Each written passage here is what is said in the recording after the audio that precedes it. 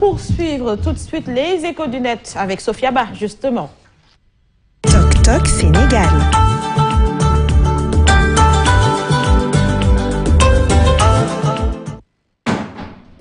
Deux, trois tabaski, deux, trois korités, tradition sénégalaise, une tradition avec laquelle, selon certains internautes, il faudrait peut-être rompre ou non. En tout cas, voici les commentaires. On a El Cheikh Amar qui nous dit Sénégal, seul pays au monde, Nyari Korité, Nyari Tabaski, Ben Tamharit, explication nunile, Bir Atanou, Nyari Fanou Tchere. Ce pays est un cinéma ambulant. Et Ndim Paco qui répond, ce n'est pas du cinéma, il faut respecter les interprétations des uns et des autres. Et Yahya qui répond, nous avons laissé faire les choses et maintenant ça commence à devenir un peu n'importe quoi de toute la Oumma islamique. Nous sommes le seul pays, à ma connaissance, qui fait cela. Yahya ajoute, c'est bien ce que je dis, le Sénégal est bien le seul pays qui fait ça pour un pays à 95% musulmans. Je trouve qu'il n'y a pas plus divisé comme communauté, même lors des fêtes qui sont censées être vecteurs de rassemblement. El Cher Arman qui rappelle et qui précise encore, il faut bien préciser, le Sénégal est le seul pays. Max Ibrahima FY qui dit, et quand tu parles de science, ils oublient le hadith qui nous dit que le prophète Mohammed, paix et salut sur lui, disait, certes la science est obligatoire pour tout musulman, sachant que l'astronomie est l'une des premières sciences musulmanes, mais ils font abstraction de cela. El Cher Ama qui semble vouloir calmer la division en disant New Ortan te lache mo solo. Et il rajoute, comme d'habitude, légui, tradition, kessel. Alors voilà, Osamani, ñu ngi wax ci li nga xamanteni yàgg na Sénégal, ñaari korité, ñaari tabaski, wala sax mën na dem ba ñett. Les gens parlent d'une division, qu'il serait peut-être temps de rompre avec cette tradition-là.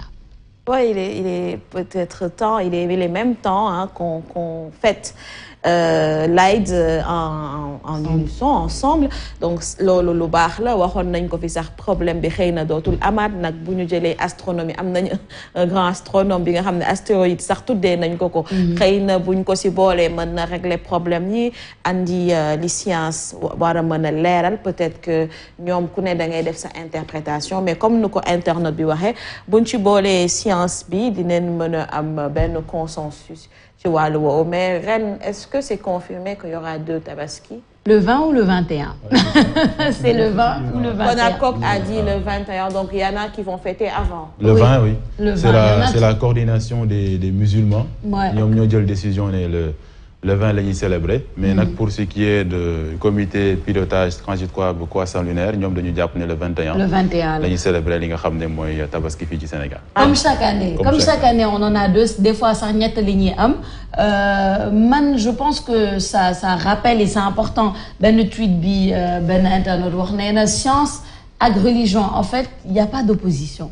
Et il y a pas, moi, je vois pas le problème d'utiliser aussi la science pour régler ce genre de débat-là. Et aussi, ça nous montre que aussi le Sénégal est un pays très particulier qui mélange aussi, mais oui, il faut le dire, qui mélange aussi tradition et religion. Parce que comme l'ont dit beaucoup d'internautes, on est le seul pays musulman à avoir ce genre de tradition-là. Bon, ça reste à vérifier, je ne sais pas. Connu en tout cas. Je ne sais pas si nous sommes le seul pays, en tout cas musulman, je ne sais pas. Mais le word moi, ça attire nous, d'une régler parce que c'est une question qui demande quand même que nous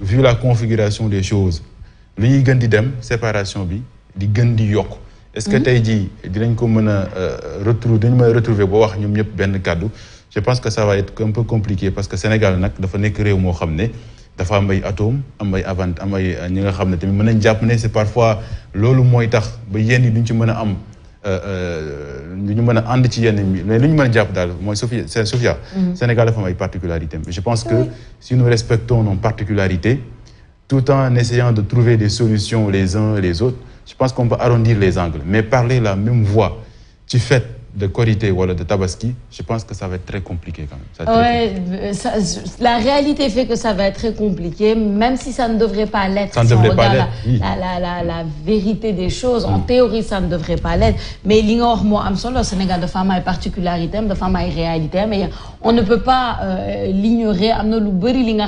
Bon, c'est pas forcément la religion, mais c'est plus la tradition qui prend le dessus. Je ne pense pas que la tradition prend le dessus, parce que la religion exclut la tradition, parce que les religions, quand ils sont établis au Sénégal, elles ont essayé un peu de chasser ce qu'on appelle les pratiques traditionnelles, même si aujourd'hui on a un syncrétisme entre la religion et la tradition. Moi, j'aurais une lecture moins pessimiste, sur division.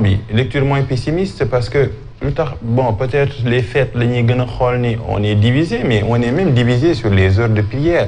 Je ne vois pas que cette division-là, je pense que ça incarne un peu la liberté spirituelle, parce que dans les pays comme le Maroc ou l'Arabie Saoudite, il y a quelqu'un tout simplement qui décide que les jours bi la ñuy tabaski ñëppay tabaski. Keroog ñu ngi koy wax ci affaire tabaski bi Assane de am na jamono boo xam ne si pour épargner un peu le cheptel benn xar lay rey pour toute la communauté au Maroc. Bon, heure yi ñuy julli bokkuñu. Je pense que l'islam a été conçu dans la division. Les chiites et les sunnites sont l'incarnation la plus parfaite. Nga xam ne bëri na aussi ay théories yoo xam ne si ku ne ak sa école de pensée. Mais je pense que ni ku julli mardi, ku julli mercredi, la tabaski s'étend sur 3 jours. Yal na Yàlla nangul ñëpp. Amiin. C'est ça qui est l'essentiel. Bon, comme neex sax bañ ne du tabaski, tu sais, la foi est tellement non si la foi est tellement personnelle que man soo ma nee lundi la julli dama naan la yal na la Yàlla nangul sa julli, parce que il n'y a aucune imposition à faire dans le domaine de la religion, parce que quelqu'un maintenant c'est une attitude personnelle. Moi, j'aurais une lecture moins pessimiste, moins sombre, que nous julli mardi, mercredi, jeudi, parce qu'on n'a jamais eu d'union. On a prié à 17h, ni 18h, ni 14h15, ni 13h, parce qu'il y avait un peu le système colonial. Ce qui est important, c'est le rapport vertical que l'être humain entretient avec Dieu, et la foi est intime, de même que la religion. Dans la division, certes, mais pas une division qui serait un peu une métastase d'une division sociétale, c'est juste une division religieuse, mais on ne peut pas extrapoler, diviser ou quoi. C'est juste des points de vue différents. Dans le domaine religieux, après, la vie reprend son cours. Oui, je rejoins beaucoup Papa Nusa, mais la foi, elle est personnelle, elle reste personnelle, donc laissons la foi être personnelle à tous les niveaux, hein, pas seulement les jours du fête. Les jours de fête, pardon, on se dit, ok, telle personne va fêter tel jour, pas, mais à tous les niveaux, laissons la foi être personnelle. C'est juste rappeler que, bon, le Sénégal est un pays quand même à plusieurs composantes, que ce soit tradition ou religion, et à certains moments, oui, moi je dirais, mon analyse c'est que oui, à certains moments, la tradition peut prendre le dessus, à d'autres moments, bon, on se va un peu plus religieux que d'autres. Je ne sais pas qu'est-ce que tu appelles par tradition. Tradition, parce que si vous faites tradition, je ne sais pas, je ne sais pas dire tradition, mais c'est plus des particularités au Sénégal par rapport à un contexte donné. Au Sénégal, par exemple, il y a plusieurs confréries. Confréries, c'est vrai qu'il y a des représentants qui sont croissants. Pourtant, division, tout ça. C'est deux trucs, parce que toutes les familles religieuses, par exemple, sont représentées. Exactement. Donc, nous avons un avis. Maintenant, les musulmans confrériques, nous avons même Tabaski. Après, c'est Jamatul Ibadou Rahman, je pense. C'est ça. Ouais, c'est la coordination des musulmans. Nous avons une décision de célébrer le 20, mais... D'où la particularité et l'aspect traditionnel de la chose, qui n'est pas mauvais, hein. Je ne suis pas en train de un peu diaboliser cela. C'est pas la tradition, parce que chacun se fonde sur les principes religieux pour expliciter un peu la date à laquelle vous nous retenir. Je pense que ce sont des principes religieux. Parce que la tradition, Tabaski, parce que la tradition était animiste. On ne croyait en rien avant un peu les Almoravides. On croyait à quelque chose. Bon, quand je dis l'animisme... On croyait en quelque chose, ça c'est un autre débat. Mais quand on dit l'animisme, quand on dit croire en rien, c'est-à-dire qu'on était un peu une société animiste. Une société animiste, il n'a aucune relation verticale avec Dieu. C'est un peu... mais justement, on n'a pas dit ça. Attention, on connaissait Dieu bien avant les religions. La preuve, dans nos langues locales, il y a toujours le mot Dieu. Mais justement, Papa Lunsa, est-ce que cet aspect, justement, quand on parle, pourquoi je ramène la tradition? Parce que ma question, c'est... Vous me permettrez après d'entrer dans le débat de fond. Bien sûr, tout à fait. Je rajoute juste une petite question à ce débat de fond qui est très intéressant d'ailleurs. Tu nous aurais tradition, notamment tradition, parce que de femmes aspect de notre passé qu'on ose dire animiste, de notre passé animiste qui est toujours dans nos réalités locales et de notre passé traditionnel purement coutumier qui est toujours dans nos qui sont toujours dans nos réalités au quotidien. Oui. Et on lit un peu les deux, on lit un peu notre foi religieuse profondément musulmane avec ses aspects traditionnels, coutumiers, animistes qui sont toujours là. Je vais vous donner un exemple.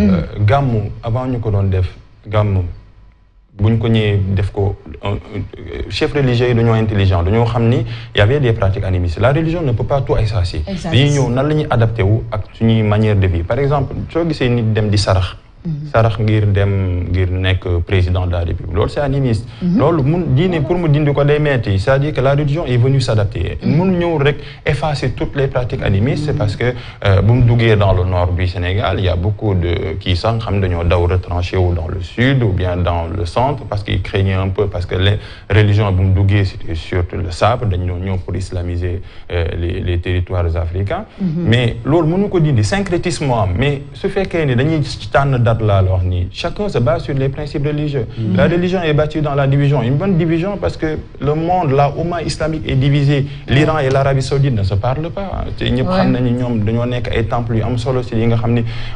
Mais quand je parle de Dieu, je parle des religions monothéistes. Il y avait des dieux. Oui. Même je parle un peu de la religion monothéiste. Quand on dit Dieu, c'est par rapport à avec un grand D, mais on parlait des dieux, etc. Non, tout à fait, tout à fait. Il y avait différentes manières de fonctionner et les croyances étaient différentes. Mais en tout cas, je pense que c'est ce qu'il faut dire. On a déjà imité bien avant l'introduction des religions chez nous. Donc, et la preuve, on ne peut pas l'effacer. On ne peut pas l'effacer. C'est ce qu'il faut dire, tout ce qu'on peut faire. Les animistes donnent une âme aux choses, oui, à tous les êtres. Exactement. Il y a une intercession. C'est-à-dire, il y a toujours des intermédiaires. Exactement. Les ancêtres sont des intermédiaires pour accéder à Dieu. Exactement. Et l'importance des ancêtres est toujours là et existe toujours. En tout cas, c'est un débat très intéressant. À suivre. Il y a le Nangouniop. Et puis, voilà. C'est le plus important.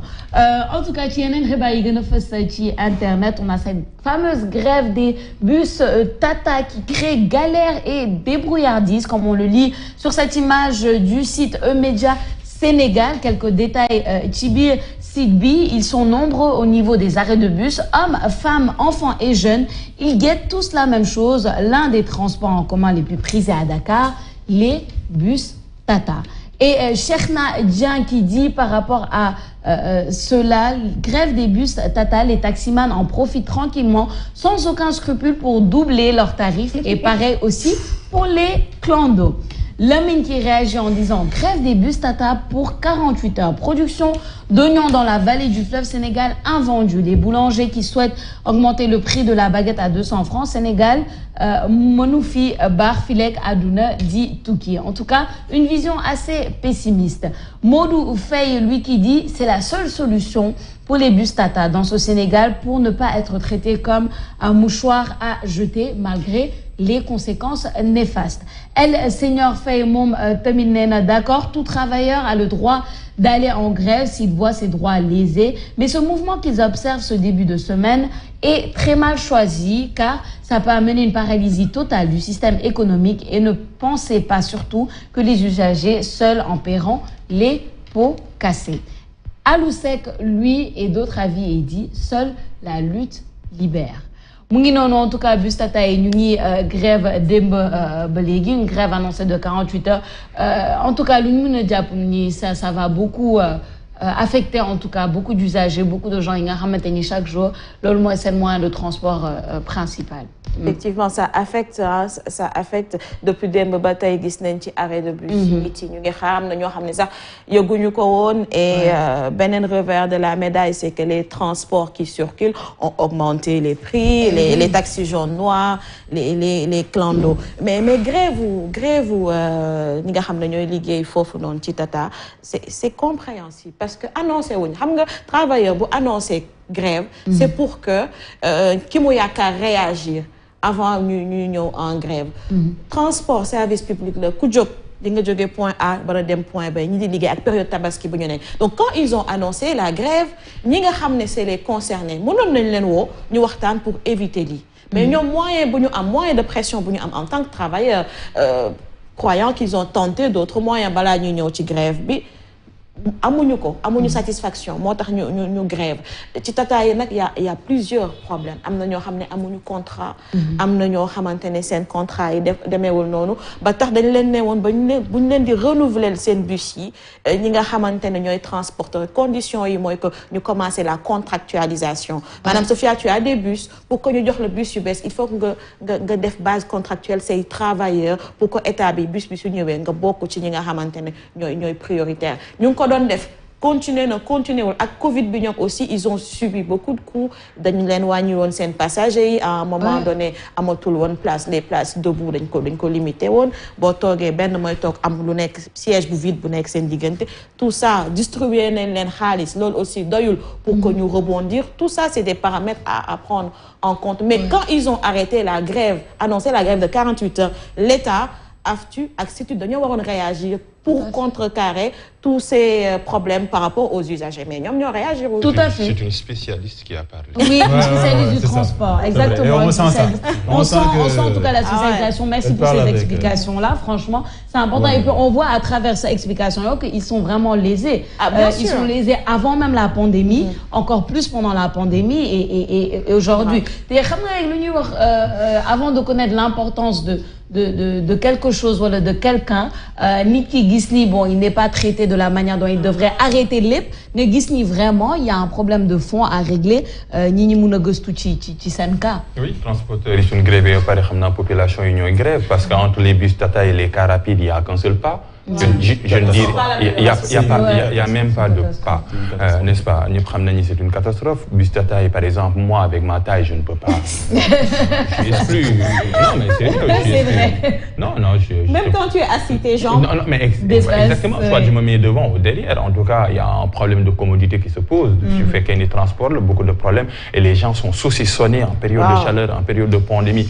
Ne fait ça kuy dem dañ naan luy dem autrement dit lépp ci mën a dugg muy tout on ne respecte même pas dañ naan est-ce que sax les parce que nit ñi il faut que ñu ñibbi les gens habitent loin ceux qui travaillent à Dakar dans des zones très yoo xam si dafa sori mais il faut que ñu dugg ci parce que il faut sinon problème transport day am il y a un gap déficit énorme par rapport à la demande et l'offre mais gis naa travailler ñi ngi naan amaguñu ay salaires dafa dérisoire les conditions de travail sont difficiles mais après les travailleurs c'est également les usagers également suñu doon def leur chapelet de doléances xam naa ni duñ ko mën a jeexal en tout cas ñi ngi doon moderniser le secteur transport mais le ministre n'avait inauguré que 15 bus j'avais même un peu 15 bus à inaugurer j'avais mis un point d'interrogation mais il faut que nous renouveler sur une parc automobile renouveler les cars Ndiaga Ndiaye sont toujours là les cars rapides sont toujours là les bus Tata pour se déplacer à Dakar le njëkk a xalaat mooy transport te transport en commun moom la ñëpp am 100 francs 150 nit ñi amuñu passe pour jël taxi il y a pas des gens qui ont le privilège d'avoir une voiture il faut que l'on règle ça. Non, c'est sûr, il y a beaucoup de choses à régler à ce niveau-là. C'est quand on y réfléchit, c'est un peu une catastrophe. Hein. On voit que vraiment tout le monde est lésé, que ce soit Bussi, mais ceux qui conduisent, les transporteurs, etc. C'est ça, nous avons voyagerait aussi. Et puis, Nico Samaoreman, je ne comprends pas le manque de réaction aussi face à cette situation-là. Manque de réaction, c'est vrai, mais amna fu mu àndul ak Osama. mooy man jàpp naa ni tamit war nañ tollu Sénégal foo xam ne boo nekk ci secteur stratégique comme transport boo waree grève da nga ko war a annoncer quand même jàpp naa ne à 48 heures à l'avance. Annoncer nañ ko ne pas. Pourtant annoncé nañ ko. Comme ça c'est non quand je dis annoncer ça veut dire communiquer là-dessus pour que ñi nga xam ne ñooy les usagers puissent prendre leurs précautions parce que xam nga dëkk yi développé quand même jàpp naa ne parfois da ngay gis sax ne dañuy jël bataaxal boo xam ne dañ koy taf ci biir bus bi wala dañ koy wax sax ay ban annonce ne wax ne suba gannaaw suba dinañ grève parce que nangam ak nangam ak nangam jàpp naa ne loolu war nañ ci war a xalaat bu baax parce que quand même ni ñuy causé tort usagers yi dafa metti trop. Ça c'est le premier point beneen point bi mooy parce que wax na ko sànq bëgg naa aussi ñoom ñi ngi grève mais bu weesoo grève bi nañu xalaat aussi ñoom li nga xam ne war nañ ko comme comportement par rapport ak usager bi parce que quand même c'est extrêmement compliqué les bus Tata actuellement c'est difficile. Moi je prends souvent les bus Tata mais su ma gisee bus Tata buy njëkkantoo ak beneen bus mais je me dis que là c'est quand même compliqué.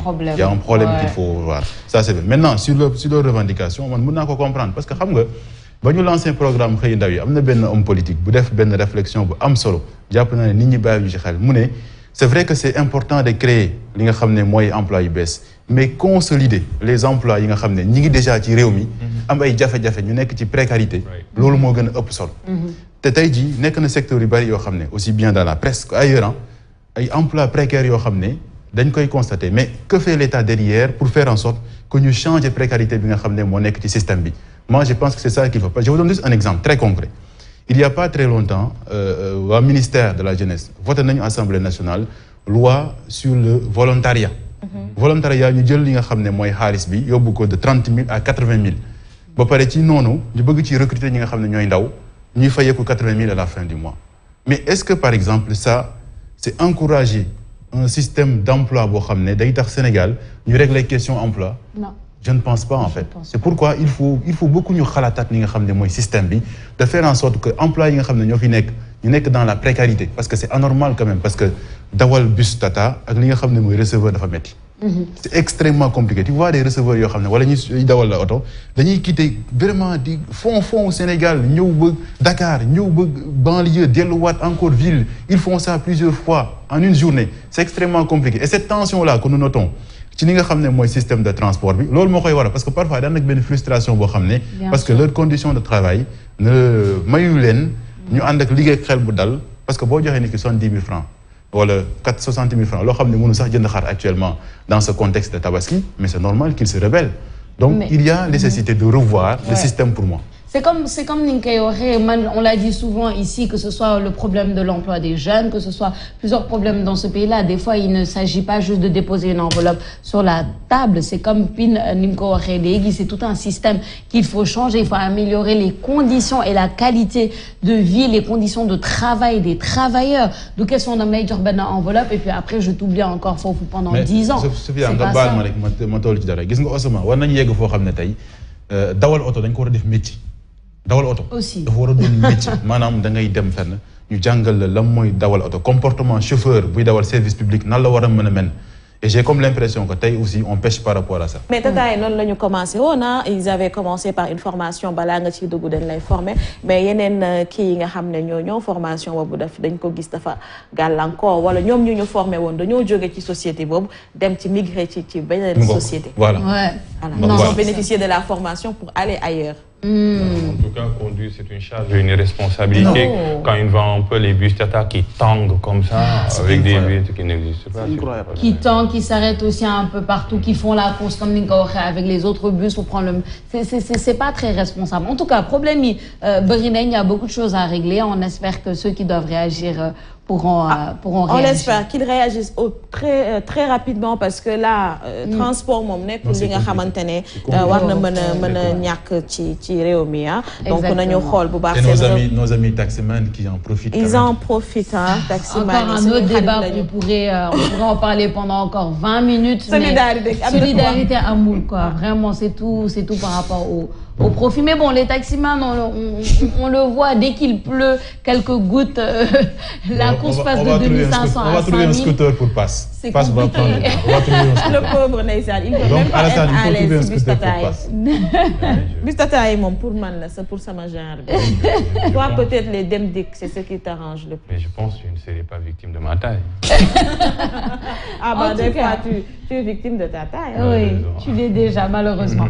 Mais loolu moo nekkoon xibaar yi gën a fës ci internet tey Osama et on se donne rendez-vous demain. Ñu ngi lay jaajëfal, on se donne rendez-vous demain. Sophia, merci beaucoup pour la météo, merci également pour les échos du net. Dañuy jàll ci leneen nag transition la ñuy def pour ñaareelu pàcc bi passe ak sa gadget bu bees bi franchement.